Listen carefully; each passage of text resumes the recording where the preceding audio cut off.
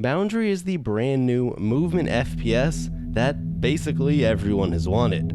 Now, jokes aside, Boundary is pretty interesting. It's a brand new FPS that just went into early access by Studio Surgical Scalpels, who I believe is a Chinese developer, and I'm making that assumption just based on the fact that part of the menu isn't translated from Chinese. But the game, simply put, is an FPS game where you fight in space with no gravity. You get to float around, you have this little suit, and you can boost, and you get to shoot people, and you play standard FPS modes. You got, your domination, your team deathmatch, a mode that's a lot like Search and Destroy, and stuff like that, and the guns are also pretty straightforward. There's a variety of different characters that you can play from, and overall the game isn't bad, but it's also kind of weird at the same time, and I'll show you exactly what I mean because we're going to hop into some gameplay. Now, before we do though, the game does cost $25, so that's something to keep in mind, and I really like to point that out because with an indie shooter like this, or just a smaller shooter, I guess I don't know necessarily if this is an indie studio, with a smaller shooter like this, you do have to keep that in mind because you don't want to spend money on something that's unplayable, because this is a multiplayer only game. Now, currently the game has a fairly healthy player base. As of recording this, it has like 6,000 players on, and the day before it hit a little over 10K, so there are definitely people playing the game, and it is only in early access, so there is a possibility it could continue to grow. However, that said, let's hop into the game. Alrighty, this is Boundary. So you do have 6 different characters here that basically just have different abilities that you can pick from, though for the most part they all play pretty similar. They do, like you can see though, have different stats. So some of them have more movement, some of them have more armor, some of them have more health. We're gonna rock Orlin. He's basically like the basic soldier type character, and overall he really isn't anything special. His special ability that I have equipped is the EMP. It kind of messes with the other people's movement. We're rocking the equivalent of what is the AK in this game currently, and the first thing you'll probably notice if you have headphones in is the absolute lack of sound in the game.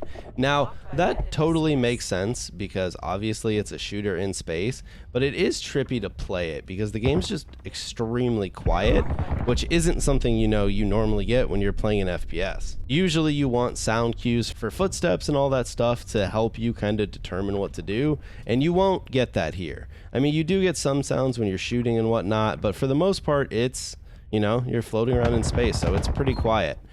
You'll also notice in the bottom left corner is the radar. I'll shoot straight with you. I don't know how to read that thing. I have no clue what that even means.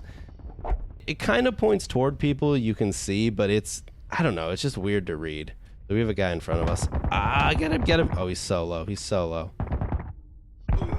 Oh no. So in this you do sort of have regenerating health, though it's manual. So if you get shot a lot, they'll kind of break your suit and you have to repair it so that you don't lose all your oxygen. And that's basically how the health system works. Right now we're just playing TDM, so that's very, very basic. And this is pretty much the gist of the game. It's an FPS game where you fly around in space. So if this seems interesting to you, I will say the polish of the game, it is very good. Like, the animations are nice and it runs really, really well. Most of my issues with the game are design choices. The fact that it's purely an FPS in space, and it just seems a little bit gimmicky to me. Like, it is cool, but it also seems like it kind of runs out its novelty kind of quickly.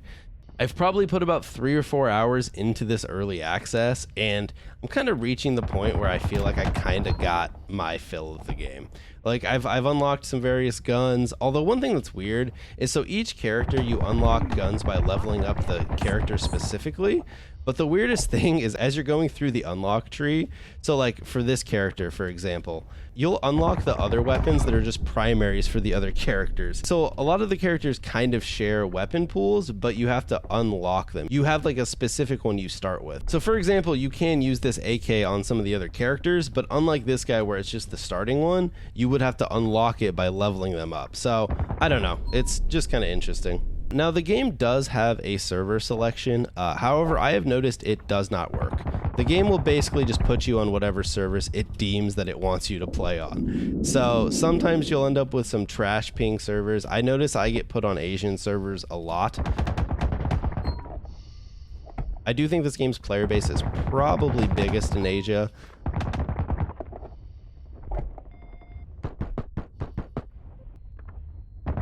Come on. The AK has a lot of recoil when they're far. I tried to put some attachments on the gun to give it less recoil, but it didn't really work. So the game does have kind of attachments that you can put on the guns, and it'll mess with the stats. The only thing is you can't do it during the game. You have to do it in between games, which isn't a huge deal, but it's kind of like a quality of life thing that I hope they kind of update, because I like being able to set my loadout outside, but it is nice to be able to change things on the fly. Now you can test your attachments and stuff when you're putting them on, so it's not like you have to go into the game blind or anything like that, but I just like that style of modern COD where you can throw on attachments and mess with your loadouts on the fly. That's kind of the grapple in the game. It lets you obviously kind of grapple. So there are a variety of different maps that will play a little bit different. However, a lot of them you just kind of end up doing this. You just float around in space and try and shoot people. There are a couple, especially one that I can think of, that are more kind of indoorsy and close range, though obviously you're still going to be floating around.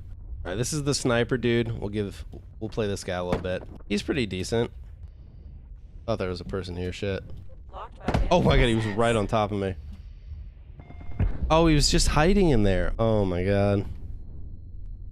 Oh my god, I spawned on one. I do feel like the sniper is very strong though, especially on these maps where you're floating around on the outside.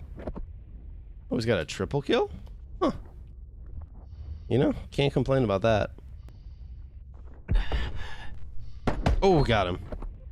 I feel like this is a game that you just play with music on. You're definitely not missing anything from the sound cues in the game. Oh, here we go. Ah! Oh, we hit him, but he didn't die. Oh, there we go. Teammate got him.